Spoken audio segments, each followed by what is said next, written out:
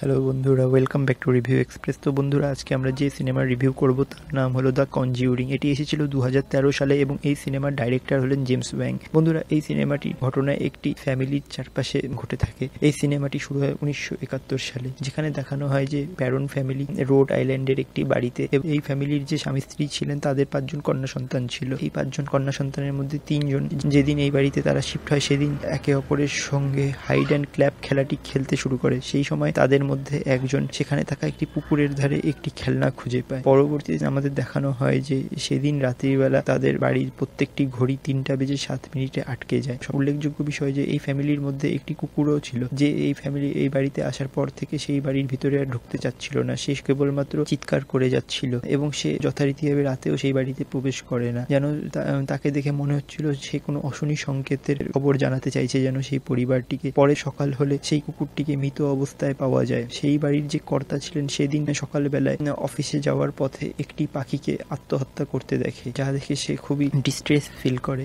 এই সমস্ত ঘটনাগুলি সেই বাড়িতে কোনো অশুভ শক্তি থাকার সংকেত দিচ্ছিল, যা প্রথমে তারা বুঝতে পারছিল না। সেই সময় সেদিন বাড়ির থেকে সবাই বেরিয়ে গেলে ক্যারোলিন তার ছোট কন্যা সন্তানটির সঙ্গে সেখানে হাইড অ্যান্ড ক্ল্যাপ খেলতে শুরু করে। ক্যারোলিন খেলতে খেলতে একটি ঘরে পৌঁছে যায় এবং সেখানে কেউ যেন একটি আলমারির থেকে ক্ল্যাপ করছে সেই আওয়াজ ক্যারোলিন পায়। ক্যারোলিন সেই আওয়াজটির দিকে ছুটে গেলে সেখানে তার মেয়েকে খুঁজে পায় না, বরং তখন দেখানো হয় যে তার মেয়েটি তার পিছনে দরজার সামনে দাঁড়িয়ে আছে, যা দেখে ক্যারোলিন খুবই হতভম্ব আশ্চর্যিত হয়। আরো একটি উল্লেখযোগ্য বিষয় হলো যে যতদিন যাচ্ছিল ক্যারোলিনের শরীরে আঘাতের চিহ্ন দেখা যাচ্ছিল। প্রত্যেকদিন সেই চিহ্নগুলি আরো বৃদ্ধি পেতে ছিল, যেন মনে হচ্ছিল ক্যারোলিন ঘুমোলে কেউ যেন তার উপর আঘাত করে, তাকে ব্যথা দেয়। এরপর এই ভৌতিক ঘটনাগুলি সেই বাড়িতে আরো বীভৎস রূপ ধারণ করে। একদিন রাতের বেলা তার টিমে তার দরজার সামনে দাঁড়িয়ে থাকতে একজোটি আত্মাকে দেখতে পায় এবং সেই আত্মাটি তাকে বলে যায় যে সে তাদের সমস্ত পরিবারের মেম্বারকে মেরে ফেলবে। সে ভয় পায়, চিৎকার করে সেই বিছানার থেকে জেগে ওঠে এবং তার পাশে আরেক বোনকে তা জানালে তার বোনটি ভাবে যে সে কোনো যেন ভয়ানক স্বপ্ন দেখেছে। আরেকটি ঘটনায় দেখানো হয় যে তাদের ছোট মেয়েটি স্লিপ ওয়াক করতে করতে একটি আলমারির সামনে গিয়ে নিজের মাথাকে ঠুকোচ্ছে।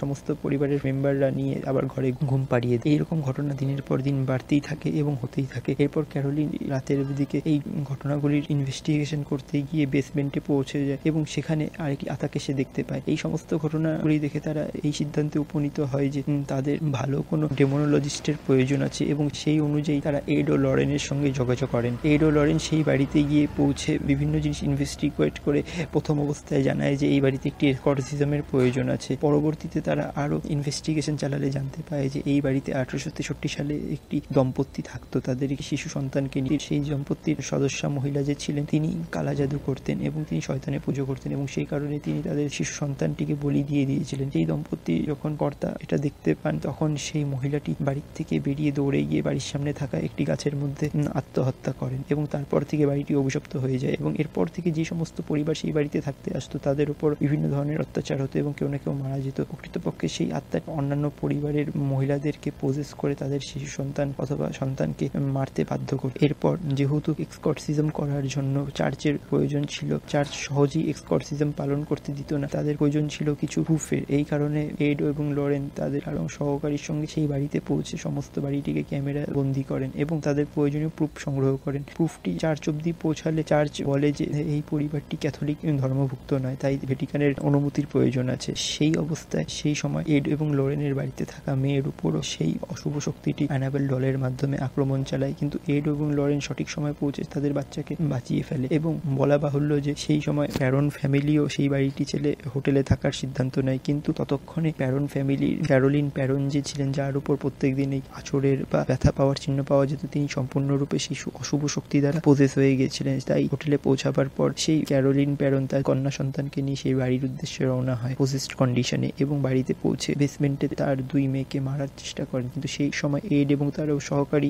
ক্যারোলিন প্যারনের স্বামীকে নিয়ে সেই বাড়িতে পৌঁছে যায় এবং তাকে তার মেয়েকে হত্যা করার হাত থেকে বাঁচিয়ে নেয়। কিন্তু সেই সময় ক্যারোলিন প্যারনকে সম্পূর্ণরূপে সেই অশুভ শক্তিটি প্রসেস করে ফেলেছিল। তাই এড এই অবস্থা দেখে এই সিদ্ধান্ত নেয় যে বর্তমানে একটি এক্সকর্সিজমের প্রয়োজন আছে এবং তা শীঘ্রই প্রয়োজন। তাই সে যীশু খ্রিস্টের নাম নিয়ে সঙ্গে সঙ্গে সেই এক্সকর্সিজম পালন করতে শুরু করেন এবং খুবই কষ্টে অনেক বাধাবিঘ্ন অতিক্রম করার পর তারা এই লড়াইয়ে জিতে যান এবং সেই ক্যারোলিন প্যারন তথা তার পরিবার এবং বাড়িটিকে সেই অশুভ শক্তির অভিশাপ মুক্ত করেন এবং সেখান থেকে তাদের ইনভেস্টিগেশনের স্মৃতিচিহ্ন হিসেবে একটি মিউজিক বক্স নিয়ে বাড়িতে ফিরে আসেন এবং নিজের কাল্ট মিউজিয়ামে সেই বক্সটিকে জায়গা দেন। বন্ধুরা, সিনেমা সিনেমাটি এখানেই শেষ হয়ে যায়। বন্ধুরা, আমার এই সিনেমাটি খুবই ভালো লেগেছে এবং এই সিনেমাটি শুধু আমার না, এই পৃথিবীর যারা যারা এই সিনেমাটিকে দেখেছেন প্রত্যেকেরই এই সিনেমাটি খুবই পছন্দের এবং এটি খুবই ক্রিটিক্যালি অ্যাক্লেমড, কারণ এটি একটি সত্য ঘটনার উপর নির্মিত একটি সিনেমা। বন্ধুরা, ভিডিওটি কেমন লাগলো অবশ্যই আমাকে জানাবেন। যদি আপনাদের ভিডিওটিকে ভালো লাগে অবশ্যই ভিডিওটিকে লাইক করবেন, চ্যানেলটিকে সাবস্ক্রাইব করবেন এবং দেখা হচ্ছে নেক্সট ভিডিওতে।